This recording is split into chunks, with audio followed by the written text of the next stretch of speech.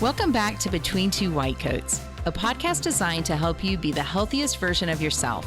I'm Dr. Michelle Plaster, a family medicine doctor. And I'm her co-host, Amber Foster, a family nurse practitioner. In our combined 30 years in medicine, we've seen a lot. We're discussing key issues surrounding health and wellness, answering some of our biggest questions, overcoming health obstacles, and giving patient-centered advice in hopes of educating you and providing the tools you need to live a healthy life. If you find our podcast helpful, please consider subscribing so you don't miss an episode. And don't forget to leave us a 5-star rating and review. This will help other people find our podcast. Thanks for joining us. We look forward to serving you. Welcome back to Between Two White Coats. We are talking about a very hot topic today, and that is magnesium. Like, who knew magnesium would become a hot topic? Oh my gosh, seriously. Like, we didn't talk about magnesium in med school, so it's important that maybe it comes up now. And it's interesting because so many people, not in my healthcare arena, but in my personal life, are like, oh my gosh, I take magnesium, it's saving my life, it's making... And so, of course, I'm like, placebo effect, what's going on with all this magnesium? But after so many people are talking about the magnesium for everything, I started having to, okay, what's going on here? Is there some real stuff? Yeah, the only reason that I was ever worried about magnesium as in practice was cramping, and then I checked someone, in the hospital or something, they were having seizures, like something horrible. Yes. And we're giving magnesium. Like, I wasn't thinking like magnesium is something we all need. And we had a bag of magnesium IV for lots of horrible stuff. Awful things. Like seizures and possible cardiac arrest. Pregnancy and preeclampsia. And so when we hear magnesium, a lot of times I'm like, whoa, wait a minute. You could really screw yourself up with that mess. And I early on, when people are like, I can't sleep, magnesium helped me sleep, so more magnesium helped me sleep better. And I was like, whoa, careful. There's actually like a therapeutic level of magnesium, and if it gets too high, you make me nervous.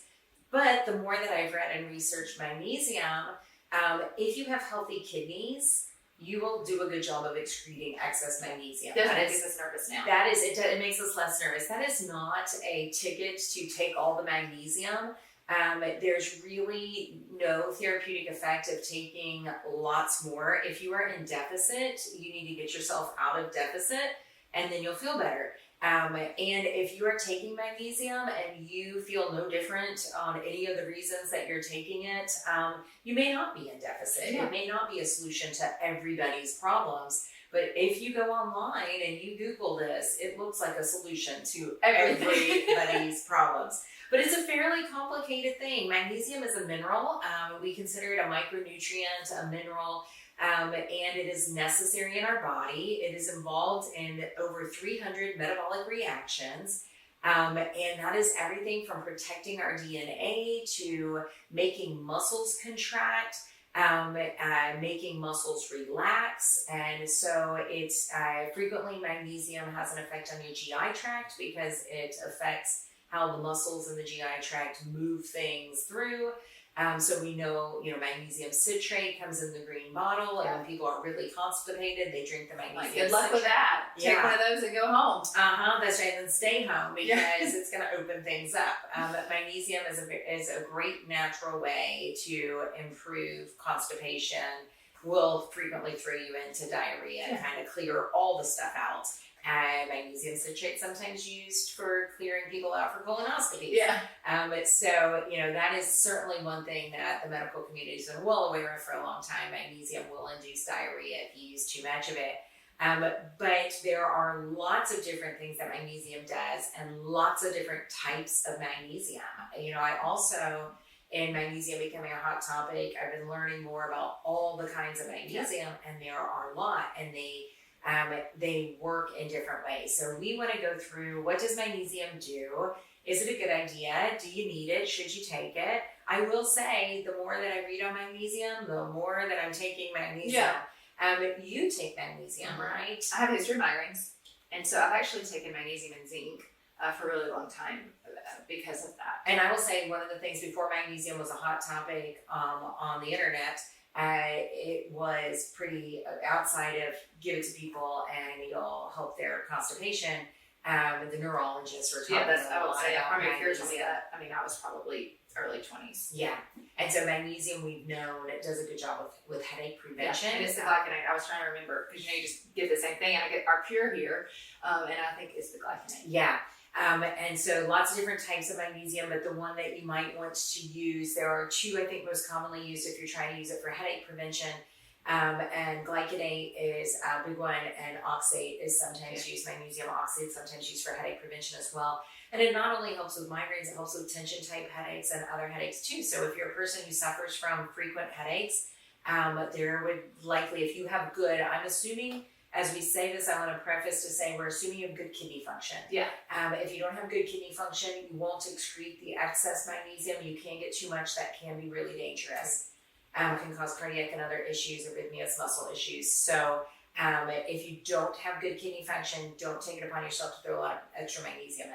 But if you excrete things well, then there would be no harm in trying magnesium to help prevent your headaches in either magnesium, glycinate, or oxide.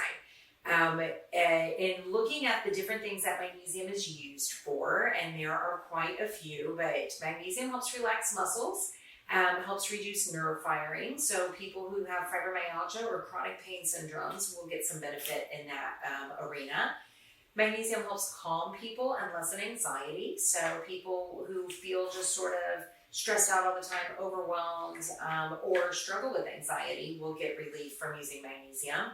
And we'll talk about the different types of magnesium for these different things in just a minute. Magnesium can help improve sleep quality. Yeah.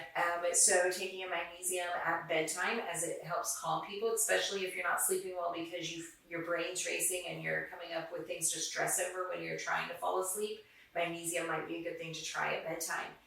Magnesium helps with brain health. We think it helps improve memory. A lot of people who are concerned about developing Alzheimer's or other memory issues may take magnesium to help keep their brain healthy. And there is some evidence that supports that. It helps reduce metabolic syndrome, things like diabetes and hypertension. Magnesium helps relax things. So in relaxing the walls of smooth blood vessels, smooth muscle of blood vessels, it will help improve blood pressure. Not to be taken in place of your blood pressure medicine. Let's not do that. But it might be a good addition to it, a natural way to help improve blood pressure. If you have a lot of high blood pressure in your family and you're trying to prevent that from happening, then this might be a good supplement to add to your supplement regimen. Magnesium is really important for bone health. Magnesium activates vitamin D. And so it helps turn the vitamin D on, create the metabolic reaction that moves the vitamin D into the bone. And is really important for bone health. So lots of times, especially if people have osteopenia, osteoporosis, having a combination, like Pure Encapsulated is a supplement line that we sell and feel really confident in. And Pure Encapsulated has a bone health vitamin that has magnesium and zinc and calcium and vitamin D. And so all the things that help not only up your vitamin D, but put it where it needs to go to make strong bones. And so there's tons of stuff that happens when we use magnesium. It helps with osteoporosis and osteopenia, bone health. It helps with migraines, helps with regular bowel movements. It helps with muscle cramps. It helps with anxiety. So many things. So the more I read on magnesium, the more I'm feeling I need all that, yes. Like, let me throw that into my supplement pack that I take in the morning. But do we really need to supplement with magnesium becomes a question, or are we getting enough of it in our diet? What are ways that we can get magnesium without taking it in a pill form? We were looking at foods, and interestingly enough, there's not a ton of magnesium in a lot of foods. Which one did you say was the highest? So the highest that I found is pumpkin seeds. Pumpkin seeds, because I eat those every day. But I'm gonna start throwing them in my yogurt or something. Yeah. I don't know that I even know what a pumpkin seed tastes like, but I'm willing to eat it. Can I just tell you and confess that one time I did that, and you know how sunflower seeds have the thing on it? I didn't know that a pumpkin seed had the thing inside of it. Like the whole dadgum thing. Oh, that's so there you go. I mean, uh-huh. I'm sure that I probably got more benefit. I'm sure. High fiber and magnesium.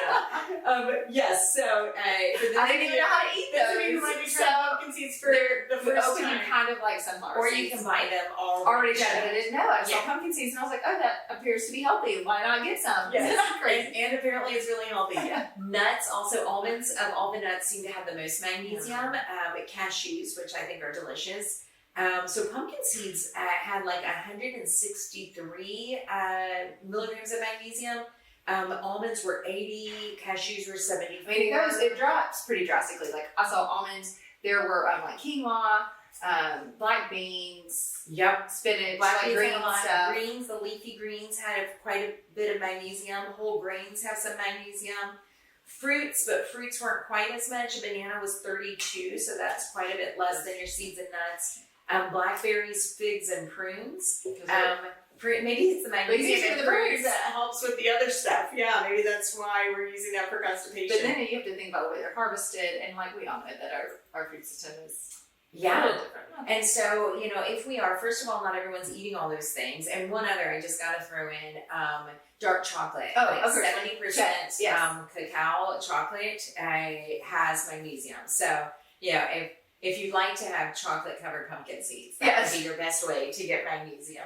Avocados also had a good amount of magnesium. So if you're trying to do it, we always say food first. If you're trying to do it through your diet, those would be good things. And you can do a quick Google search for foods containing magnesium and see what you like.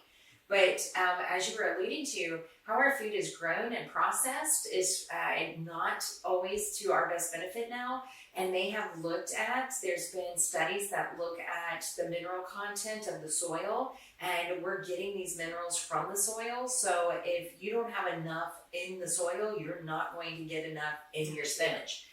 So we can see that there are these foods that, although the internet says it should have 32 milligrams of magnesium in it, if it's not grown right and it's grown in soil that's depleted of magnesium, then it's not going to have that. Well, and let's just be real. Our society does not lend well to think like, how many milligrams of magnesium am I getting in my diet today? No. We're not taking the time. I mean, maybe there are some of those people that are like, I really want to do this all by diet.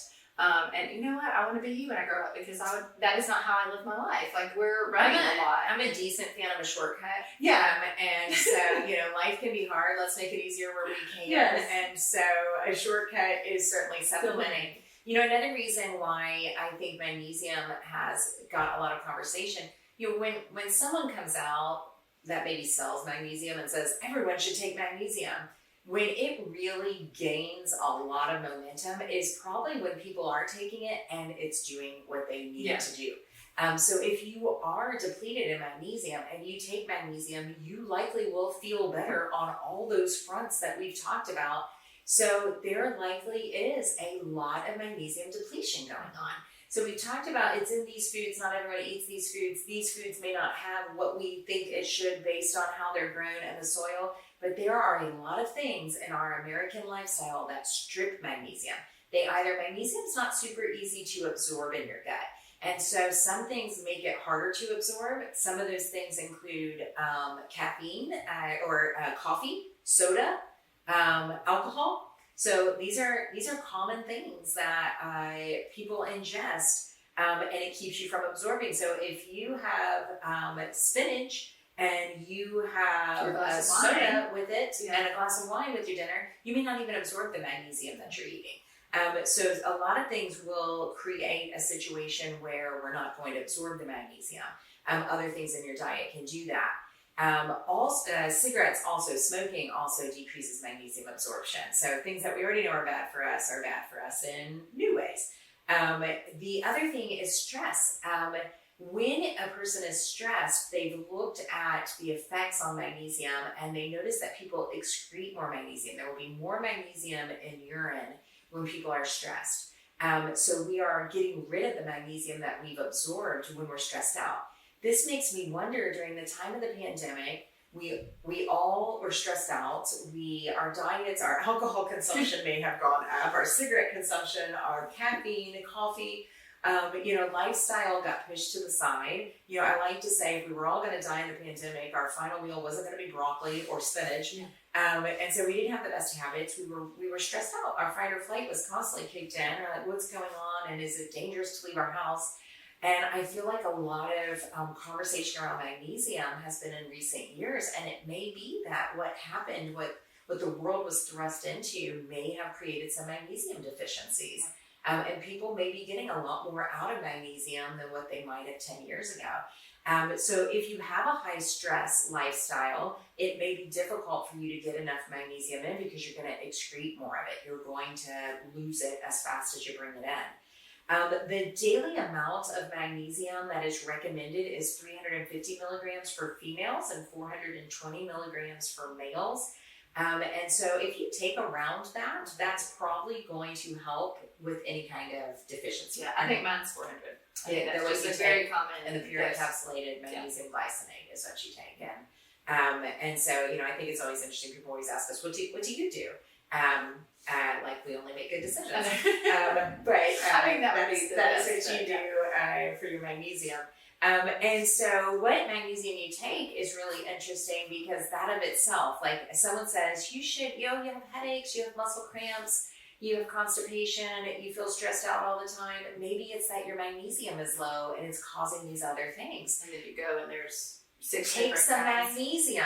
And so then you wander into to find the one bottle of magnesium that you should be taking.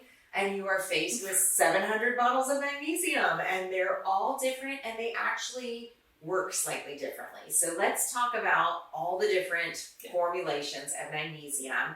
Magnesium is hard to absorb. It can, create GI upset. So there's been a lot of different ways that supplement companies have formulated magnesium, and the magnesium can work in different ways. So let's roll through all of our magnesiums. Okay. A common one is magnesium oxide. This is magnesium with oxygen, and so that's how it becomes magnesium oxide. Magnesium oxide is not the best absorbed, and so for someone like you who has celiac disease and already is a little bit malabsorptive, I wouldn't recommend magnesium oxide because you're probably not going to get it out of your gut as well, and it's not going to have as much of an effect. Magnesium glycinate or glycinate is magnesium plus glycine, which is an amino acid, and that is much better absorbed. It absorbs well through the gut. It is commonly thought for sleep and calming. If you were to take a magnesium glycinate in the evening is a good time to take it because it may help to help you rest and go into sleep a little bit better. And it's a great one for headache prevention. And so the magnesium glycinate is another very common. There is magnesium citrate, which we talked about earlier, and that is take this and go to the restroom. So magnesium citrate is a liquid form that you can buy over the counter. It's kind of in this weird looking green bottle most of the time, and it helps with constipation. It's inexpensive. Very inexpensive, and a natural and safe way to help your bowels move. I would not, unless you are chronically constipated, I would not use this as your supplement form because this, if you're like, I'm going to fix this problem, you won't know if you have more energy or less pain when you're just in that. There's also magnesium sulfate. Magnesium sulfate is Epsom salt. Yeah, that's one of my favorite ones too. I love me some Epsom salt baths. Epsom salt baths, there's good research. This isn't just your grandma said do it. Grandmas know what they're talking about. So Epsom salt's a topical magnesium. There are other topical magnesiums. Magnesium chloride also comes in topical forms. I've had a lot of people tell me that they're using magnesium chloride as a spray that they put on their feet or on their muscle cramps for athletes. And I have a mom that keeps one in her bag just in case one of our boys cramps. She'd be spraying them suckers. Yes, and so that is going to be absorbed topically, so it's going to help with skin. And there are some positive benefits to skin from magnesium, and it may get down into the muscle well enough to create a kind of a rescue of muscle cramps. Sore muscles, muscle recovery after participation in sport. A lot of times the topical magnesiums will work for that.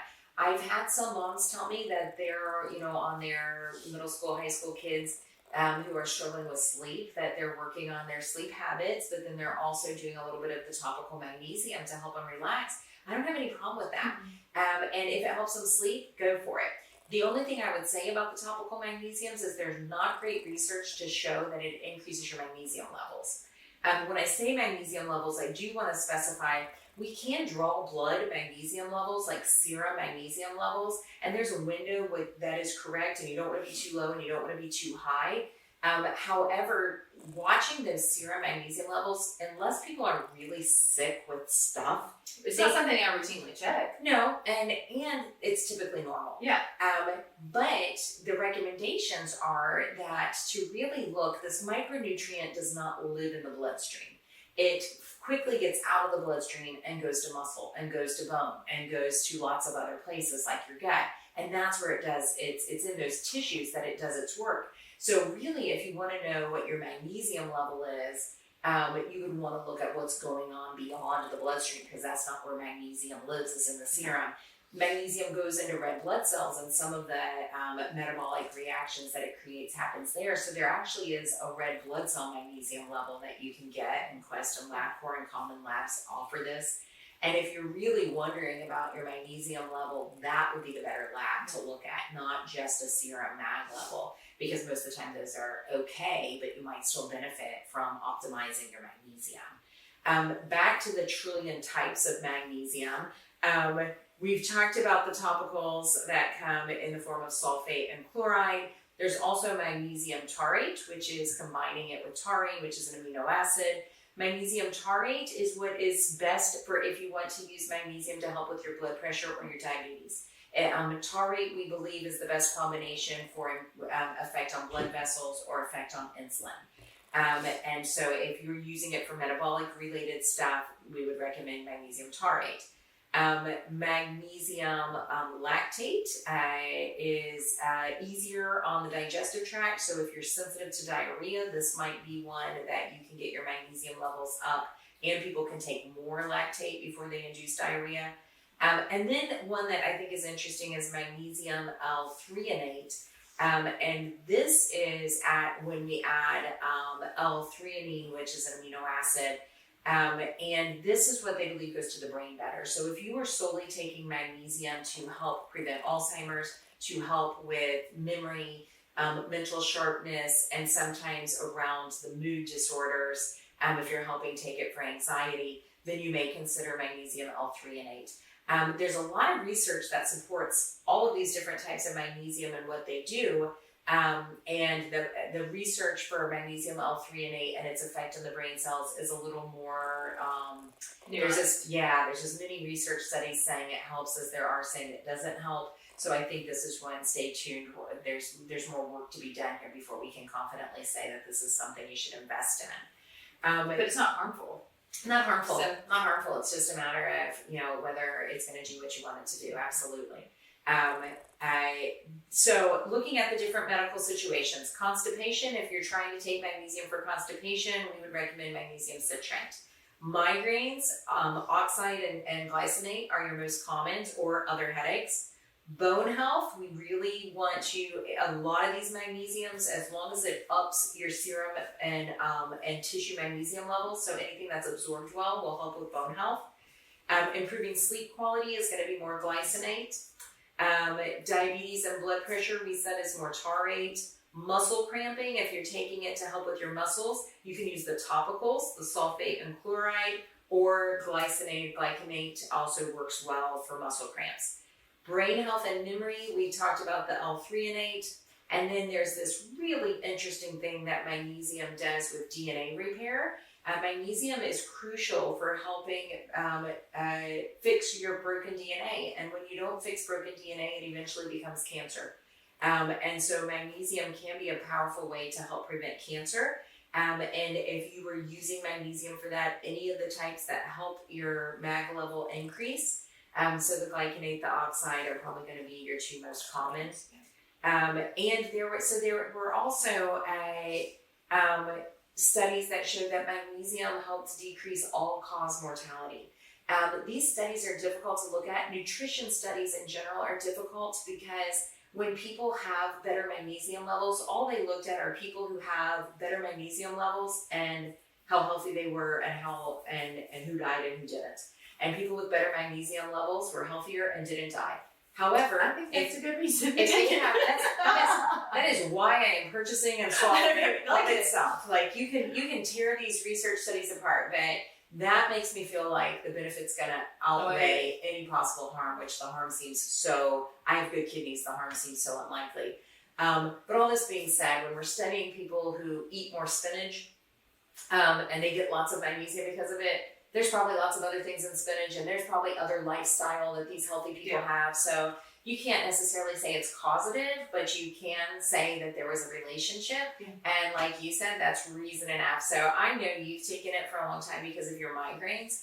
And I've talked to patients about it for years as it became more of a hot topic. But in prep for what we were talking about today, I went right in and purchased some in the Wellness Center lobby and was like, I'm going to start taking some magnesium. I decided to start magnesium glycinate because I would really like it to help with relaxing in the evening. I have a little bit of sleep issues related to menopause, so I'm like, let's see if it helps with the sleep and relaxation. I tell most of my menopause patients, unless there's some contraindication, and again, there's not usually, to take magnesium at night. Yeah, I think it has some good evidence to support its use. Yeah. So, but you have probably been having the pop-ups as Amber has on all of your threads about, do you want magnesium? Should you take magnesium?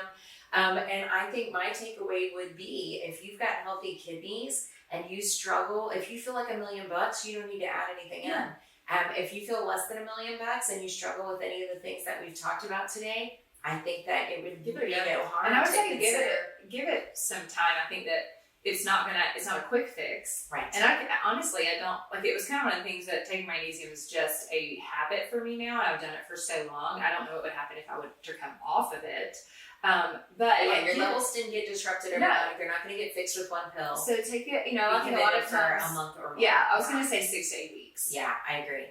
And I think if at the end of 6 to 8 weeks it didn't fix your woe, then it's probably not the solution, and maybe you don't need magnesium. Yeah. But our takeaway from this Go for it. Give it a try. There's a lot of positive that comes, and there's a lot of people who are probably depleted and don't know it. We like to leave you on a good note, so here's today's Tell Me Something Good. This is brought to us by one of our employees, Amanda. Amanda's Tell Me Something Good is that her stepdaughter tried a new sport this year, and she has really enjoyed learning about the sport and cheering her stepdaughter on. I will say, kids always choose the sport that you know nothing about, and then they participate in it.